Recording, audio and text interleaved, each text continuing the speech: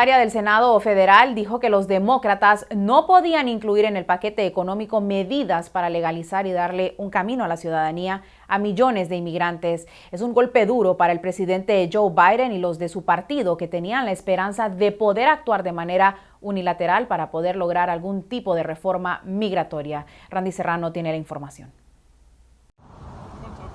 Cristian Solano amaneció decepcionado este lunes ante la decisión en el Senado que lo dejó sin esperanzas. Inaceptable, en mi opinión, que una abogada del Senado que no es una representante electa del pueblo pueda bloquear una propuesta que crearía caminos a la ciudadanía. Habla del freno que le puso la parlamentaria del Senado al esfuerzo de los demócratas para amparar y darle un camino a la ciudadanía a beneficiarios de DACA, TPS y trabajadores agrícolas y esenciales. Elizabeth McDonough, la parlamentaria, calificó de inapropiada esa medida que los demócratas intentaban incluir dentro del presupuesto federal multimillonario que está sobre la mesa en el Congreso. Tiene que ser un tema que afecte directamente, no meramente incidentalmente, sino directamente el presupuesto o el gasto del gobierno federal. La medida hubiera ofrecido legalización y luego ciudadanía a unos 8 millones de migrantes. Pero eso, dijo la parlamentaria, tendría un impacto en el presupuesto mucho mayor al que se le ha asignado. Los demócratas dicen tener un plan B y se preparan para redoblar esfuerzos en los próximos días. En la Cámara de Representantes, los demócratas tampoco se quedarán de brazos cruzados. Este es el tiempo para actuar, porque tenemos mayoría, aunque sea reñida, en la Cámara de Representantes. Esta no es la primera vez que se intenta esta maniobra en el Senado. En febrero se rechazó un intento por los demócratas de tratar de incrementar el salario mínimo, tratando de agregarlo al último paquete de rescate de la pandemia. En Washington, Randy Serrano, Telemundo. El presidente mexicano Andrés Manuel López Obrador le pide a Biden que apoye programas en Centroamérica para mitigar el flujo migratorio. Le tenemos más de lo que ocurre en nuestros países a continuación.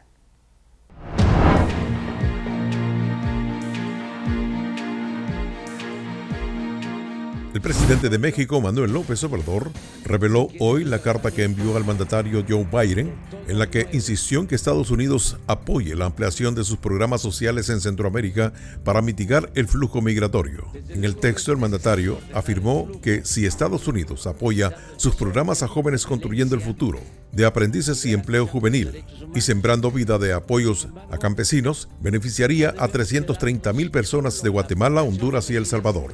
Desde luego es necesario ordenar el flujo, evitando el desorden, la violencia y garantizando los derechos humanos. Sin embargo, no debemos quedarnos solo en la aplicación de medidas de contención y menos de carácter coercitivo, expresó López Obrador en la masiva. El presidente de México leyó en su rueda de prensa diaria la carta que envió a los Estados Unidos cuando delegaciones de ambos gobiernos sostuvieron en Washington el diálogo económico de alto nivel. En Honduras, el experto de epidemiología, Fidel Barahona, pide a la población que, si no es urgente salir este feriado morazánico, no lo hagan. Esto para evitar un aumento desconsiderable de casos del COVID-19 en el país. Hay un grupo de gente interesada en que esta pandemia no se pare, sino que se incremente y con eso justificar la no realización de las elecciones, aseguró. El especialista recordó que esta es la fecha del feriado que cae justamente en una época que habrá mucha movilización por el tema político y lamentablemente la población se va a contagiar porque no están siguiendo las medidas de bioseguridad en estos eventos públicos. En Nicaragua, la Alianza Universitaria Nicaragüense informó a través de sus redes sociales el fallecimiento por complicaciones de salud de Heidi Mesa Torres, de 67 años, madre del estudiante detenido Mac Jerez, presidente de esa organización. La Alianza Universitaria informó a través de un comunicado que amigos del abogado de Jerez realizaron gestiones ante la Dirección del Auxilio Judicial para que él pudiera despedirse de su madre, pero la solicitud fue denegada. Según la Alianza, Jerez era hijo único de Heidi Mesa. Jerez fue detenido el 5 de julio, acusado por la Fiscalía de supuesta conspiración para cometer menoscabo de la integridad nacional, un cargo que él rechaza en la audiencia inicial realizada el 7 de septiembre en la cárcel.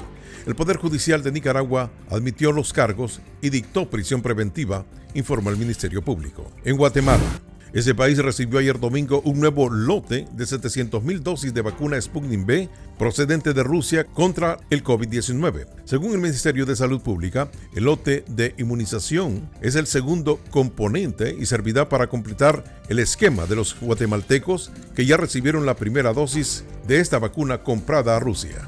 Y en Bolivia, el expresidente Evo Morales se encamina a ser reelecto como líder de mayor sindicato de cocaleros, desde donde pretende realizar su carrera política en una Bolivia polarizada tras la crisis del 2019 que precipitó su renuncia y posteriormente el exilio. 5 de las 6 federaciones de cocaleros de la región de Chapare han propuesto a Morales como presidente de la organización y la plenaria que ratificará la decisión hoy lunes en la tarde. Su elección se da en un clima de polarización entre una oposición arrinconada que acusa a Morales de fraude electoral en las elecciones de octubre de 2019 en las que buscaba un cuarto mandato consecutivo pese a que un referendo le había negado esa posibilidad.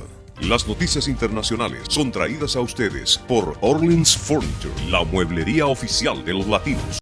Hacemos una pausa y en solo minutos regresamos con los deportes y el pronóstico del tiempo. Y estamos a tan solo días de recibir el otoño y con el cambios en el mercurio vamos a estar hablando de esto en detalles a regresar en el pronóstico del tiempo.